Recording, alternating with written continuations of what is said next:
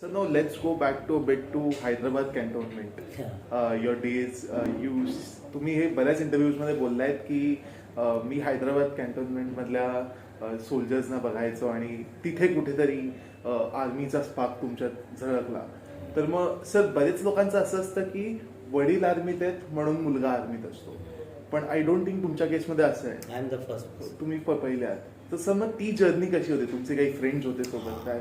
तर काय like yes, जेव्हा माझ्या घरून आम्ही कुठेतरी जायचो तर कॅन्टॉन्मेंटमध्ये यायचं, तर आमचे सेंट्री असायचे. As a small kid I use to salute जय हिंद म्हणायचो आणि that I use to feel proud. तेव्हा आपल्याला काही माहीत नाही ऑफिसर कोण, जैसे कोण, जवान कोण, हे काय. फौजी म्हणजे फौजी. अच्छा, जसं तुम्हाला कोणी आपले पोरं असतात ते म्हणलं फौजीच फौजी, त्याला ऑफिसर असू दे, कसे तारे असू दे नसू दे, काय जर युनिफॉर्म घातला तर इज फौजी, तो जय हिंद करून जाईलच, सल्यूट मारून जाईलच. तसंच होतो मी पण हळूहळू काय झालं. आणि आमच्या वेळेला काय होतं, वे बॅक इन 86, 87, 88, 89 त्या लेट 80sमध्ये, तेव्हा इतके ऑप्शन्स आणि ॲव्हेन्यूज नव्हते फॉर युअर करिअर. इंजिनियर बन जाओ, डॉक्टर बन जाओ, IAS IPS बन जाओ, सिव्हिल सर्व्हिसेस जॉईन करो या आर्मी जॉईन करो, हे 3-4च असायचे. एक हॉटेल मॅनेजमेंटचं सुरू झालं होतं तेवढं, त्याशिवाय अजून काही नव्हतं. तर ऑफकोर्स मग आमच्या याच्यामध्ये आमचा एक ग्रुप होता मित्रांचा, तर आम्ही 3 जण होतो. तर वी थॉट ना की 1 will go in army, 1 will go in air force and 1 will go in navy, असे मी ते म्हणलं असं करू. तर त्याच्यातला आमचा जो एक मित्र होता संजय पेटकर म्हणून होता, तो ही जॉईन NDA आणि आमच्या आधी निघून गेला, सगळ्यात आधी आमच्या तिघांमध्ये तो निघून गेला आणि ही जॉईंट एअरफोर्स. मग त्यानंतर दुसरा माझा मित्र अंकुर म्हणून होता, तो गेला, तो नेव्हीकरता गेला होता, पण because of specs he couldn't. तर आर्मीमध्ये दॅट ॲक्सेप्टेबल ते लिमिट असते, त्याच्यात ही कुड गेट आणि ही जॉईन आर्मी. राहिलो मी. त्याच्यानंतर मग मला वेळ लागला. Actually I was working with HAL इलेक्ट्रॉनिक्समध्ये डिप्लोमा पण केला होता. मग बेस्ड ऑन दॅट काही ना काही करायचं तर म्हणून ते करू, मग इंजिनिअरिंग करू आणि असं that was the line. But again then UPSC परीक्षा लिहिली, पण हमारा तीनों का एम था कि हमको जाना है. तो then I wrote UPSC, clear that, went for SSB, flunked first SSB, went again, flunked second time, went again, then I joined then that's how I joined army. I cleared SSB and then joined army. So it was all my peers, my friends.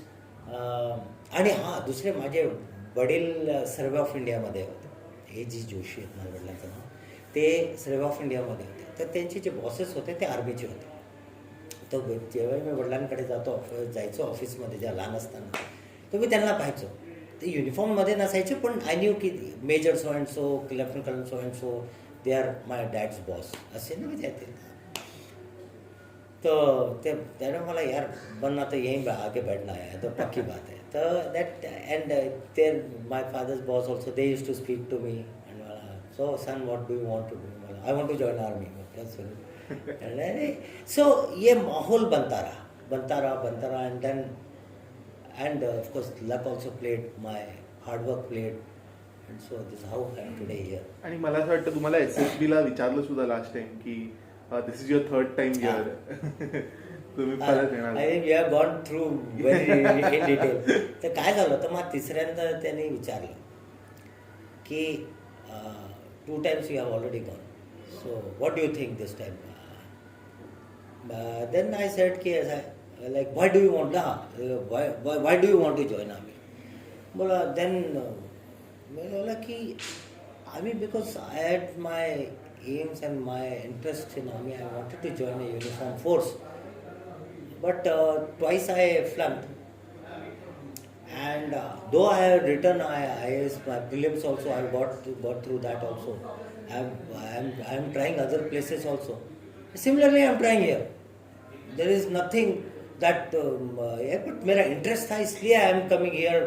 I flunk first SSB, flunk second SSB आणि third मध्ये पण because and if I flunk this time also I got 1 more chance, I will come for that also. He smiled, like I will not leave, at least till I exhaust my chances, I will not leave it. And if I don't get through that, so be it. There are other places where I can actually help in nation building. I don't have to be in army only for nation building. क्यों engineers, doctors and IT professionals, they are doing nation building. So we are. Sir तिथून पुढे NSG कन्व्हर्टवर जाण्याचा निर्णय कसा घेतला? I had my CO, commanding officer, when I was young major. That time my CO identified that this guy, because CO ची एक capability असते की he should identify his people, कि how, in what field he is good, in what field I can place him, कहाँ पर मैं इसको task पे लगा सकता हूँ, where he can do the job best. Every man can't do everything best.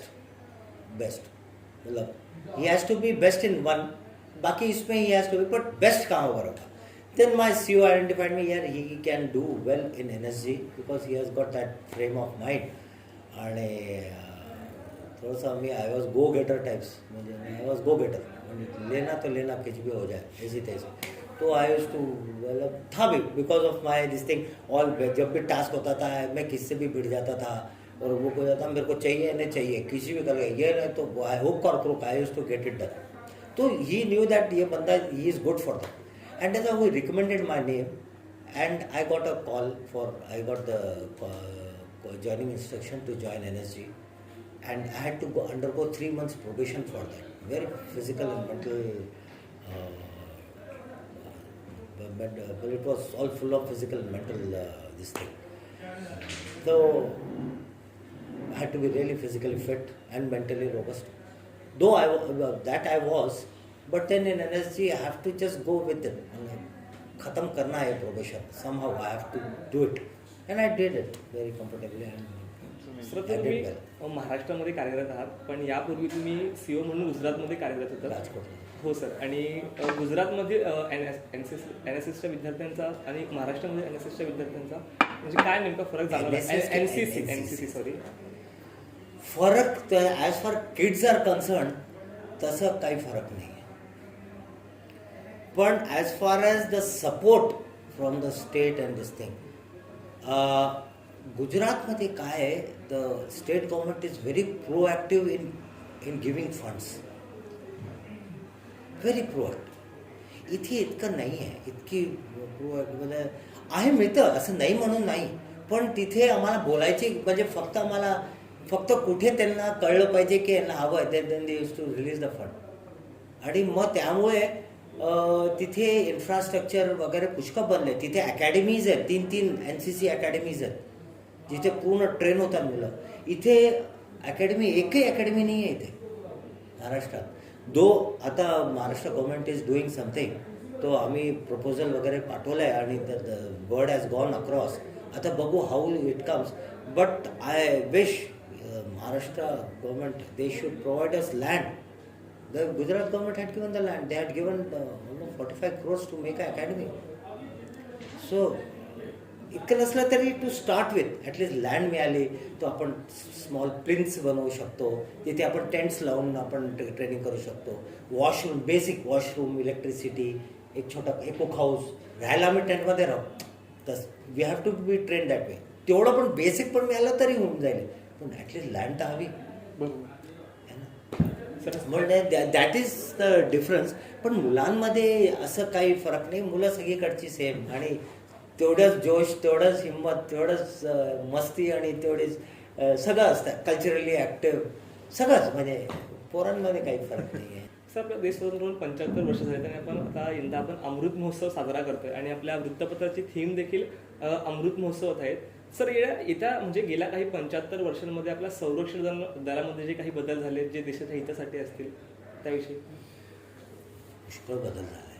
75 years म्हणजे जेव्हा आर्मीचंच म्हणताय ना? हो सर. आमची basically start with weapon equipment तेव्हाचे जे होते, त्याच्यानंतर द टेक्नॉलॉजिकल डेव्हलपमेंट झाली आणि आम्हाला काय आमचे जे weapons it has to match with the counterpart. आणि बाहेरच्या देशामध्ये कोणकोणते नवीन वेपन्स होत आहेत, नवीन वेपनरी येते, नवीन इक्विपमेंट होत आहे, that we have to procure. आणि we have to procure, we have been procuring and the things are shaping up well. Now we are very well off as far as weaponry equipment and this is concern. We are very well off, असं काही problem नाही आहे.